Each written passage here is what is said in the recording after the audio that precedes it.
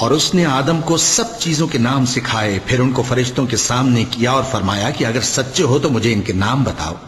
उन्होंने कहा, तू पाक है, जितना इल्म तूने हमें बख्शा है उसके सिवा हमें कुछ मालूम नहीं, बेशक तू दाना है, हिकमत वाला है।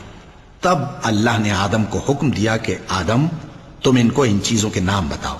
सो जब उन्होंने उनको उनके नाम बताए तो फरिश्तों से फरमाया, क्या मैंने तुमसे नहीं कहा था कि मैं आसमानों और जमीन की सब पोशीदा बातें जानता हूं, और जो तुम जाहिर करते हो और जो पोशीदा करते हो सब मुझको मालूम है।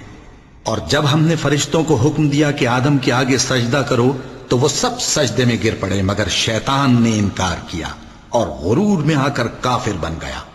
और हमने कहा कि ऐ आदम, तुम और तुम्हारी बीवी बहिश्त में रहो और जहां से चाहो बेरोक टोक खाओ पियो, लेकिन इस दरख्त के पास न जाना, नहीं तो जालिमों में हो जाओगे।